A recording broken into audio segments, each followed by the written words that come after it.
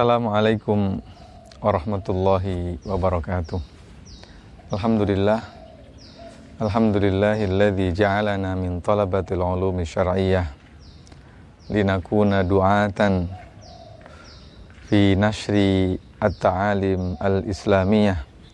Wassalatu wassalamu ala khairil bariyah nabiyyina wa rasulina Muhammad ibni Abdillah wa ala alihi wa sahbihi wa mawalah.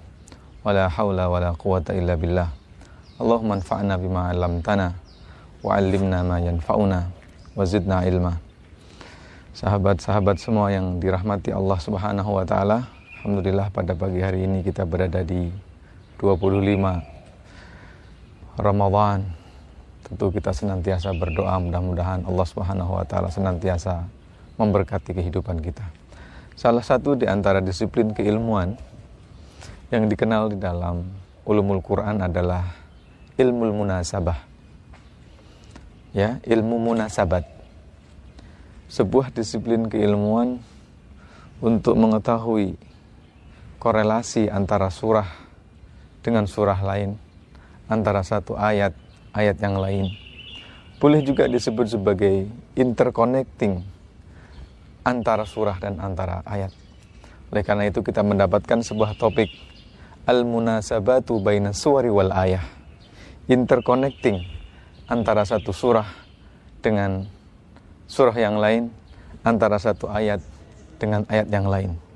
Hari ini kita akan sedikit mencoba memahami, mendapatkan manfaat dan memetik mutiara-mutiara daripada interconnecting tersebut. Sahabat yang dimuliakan Allah Subhanahu wa taala, surah Al-Qadar ini Allah mulakan dengan Inna anzalnahu fi lailatul qadar. Diakhiri dengan firman Allah Subhanahu wa taala, salamun hiya hatta matla'il fajr. Seolah-olah Allah ingin memberi pesan kepada kita adanya korelasi dan interconnecting antara awal surah Al-Qadar dengan akhir surah Al-Qadar. Sehingga kami mulakan dengan turunkan Al-Quran dan kami akhiri dengan memberikan kesejahteraan dan kesentausaan. Sehingga seolah-olah Allah ingin memberi pesan kepada kita, siapapun yang ingin mendapatkan kesejahteraan, maka mulakan dengan Al-Quran. Sahabat, di dalam mushaf kita, surah Al-Qadar ini terletak selepas surah Al-Alaq. Di dalam surah Al-Alaq, Allah menyatakan di dalam firman yang pertama, Iqra' bismi rabbikal ladzi khalaq. Bacalah dengan nama Tuhanmu. Menariknya di sini, Allah Subhanahu wa taala tidak menunjukkan kepada Nabi Muhammad tentang apa yang harus dibaca. Disuruh membaca dengan nama Tuhan, tetapi tidak dikasih tahu oleh Allah apa yang harus dibaca.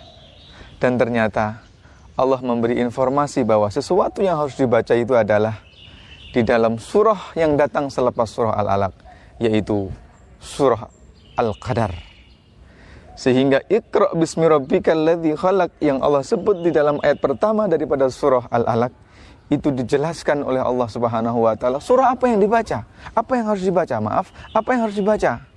Ternyata yang harus dibaca adalah sesuatu yang telah kami turunkan pada malam Lailatul Qadar, yaitu Al-Quran. Maka Iqra' bismi rabbikal ladzi khalaq di awal surah Al-Alaq itu dijelaskan di awal surah Al-Qadar, Inna anzalnahu fi lailatul qadar. Dan ini semakin meyakinkan kepada kita bahwa peristiwa Lailatul Qadar itu lebih dulu berbanding dengan peristiwa nuzulul Quran. Maka ketika nuzulul Quran dimulai di Gua Hira, Rasulullah diminta oleh malaikat Jibril untuk membaca. Iqra', Iqra', Iqra'. Jibril tidak mengasih tahu apa yang harus dibaca. Dan ternyata seolah-olah Allah memberitahu, Inna anzalnahu fi lailatul qadar. Yang harus kamu baca adalah sesuatu yang pernah aku turunkan pada malam Lailatul Qadar. Subhanallah, ada korelasi, ada munasabah baina suwar yang kita dapatkan di sini. Sahabat yang dimuliakan Allah Subhanahu wa taala. Apabila kita korelasikan dengan surah yang datang selepas surah Al-Qadar, surah Al-Bayyinah, maka kita akan mendapatkan sesuatu yang luar biasa. Ketika Allah berfirman, Inna anzalnahu fi lailatul qadar, Allah hadir dengan sesuatu yang belum pasti. Allah menjelaskan memang siapa yang menurunkan. Allah menggunakan kata bahasa kami. Tetapi dhamir itu sesungguhnya tidak sekuat seperti isim dhahir, menggunakan kata ganti. Dan meskipun di dalam pikiran kita tahu yang dimaksudkan adalah Allah, tetapi Allah tidak menyebutkan dengan Allah, tetapi menggunakan kata nahnu. Oke? Jadi Allah memberitahu siapa yang menurunkan. Apa yang diturunkan, Allah juga nggak ngasih tahu, kecuali dengan isim dhahir, kecuali dengan isim dhamir hu. Inna anzalna hu. Sesungguhnya kami turunkan ia itu. Ia itu apa? Allah Subhanahu wa Ta'ala tidak jelaskan di dalam surah Al-Qadar ini.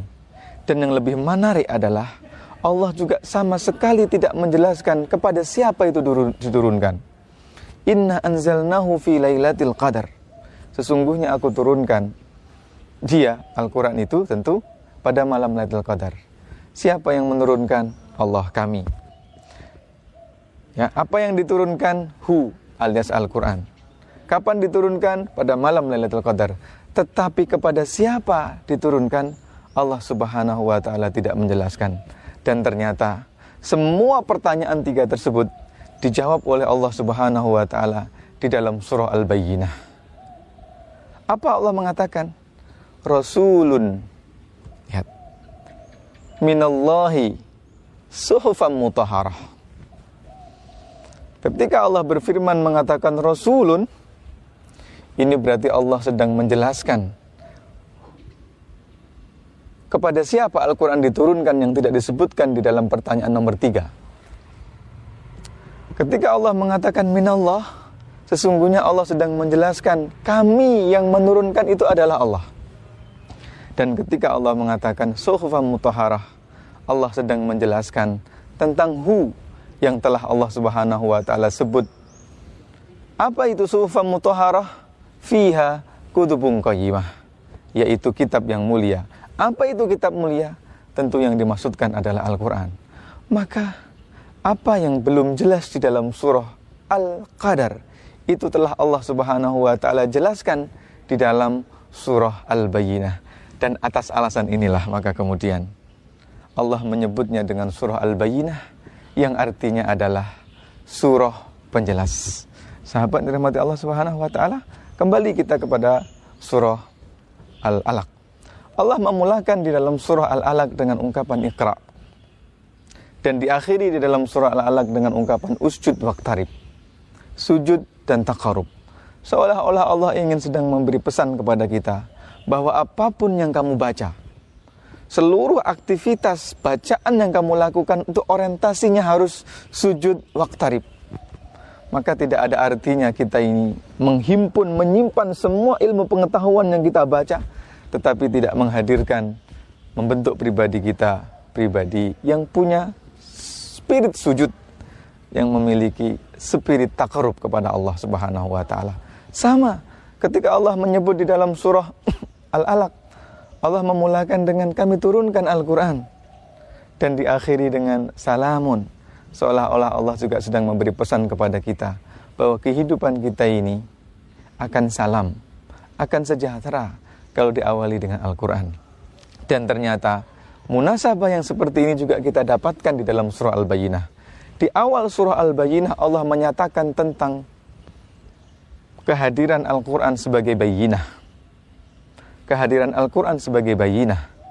Dan diakhiri di dalam surah Al-Bayyinah, khalidina fiha dzalika liman khasyya rabbah. Siapa yang mengikuti bayyinah, siapa yang mengikuti Alkitab, siapa yang mengikuti Al-Quran, maka dia akan mendapatkan kehidupan surga yang penuh dengan kenikmatan. Dia kekal di dalamnya. Dan siapa yang bisa merasakan itu semua? Dzalika liman khasyya rabbah. Mereka-mereka yang memiliki rasa takut kepada Allah Subhanahu wa Ta'ala. Di akhir surah Al-Qadar, di akhir surah Al-Alaq, Allah mengatakan, kalla la tuti'hu wasjud waqtarib. Jangan kau ikuti orang musyrik, jangan kau ikuti orang Quraisy, abaikan mereka, tetapi fokuslah kepada sujud. tetapi fokuslah kepada taqarrub. Setelah Allah mengatakan wasjud waqtarib, tiba-tiba di dalam surah Al-Alaq Allah katakan inna anzalnahu fi lailatul qadar. Kami turunkan Al-Quran itu pada malam kemuliaan. Seolah-olah Allah yang mengatakan Lailatul Qadar itu adalah Lailatul Sujud wa Lailatul Iqtarab. Malam Lailatul Qadar itu adalah malamnya hamba untuk bersujud, malamnya seorang hamba untuk bertaqarrub.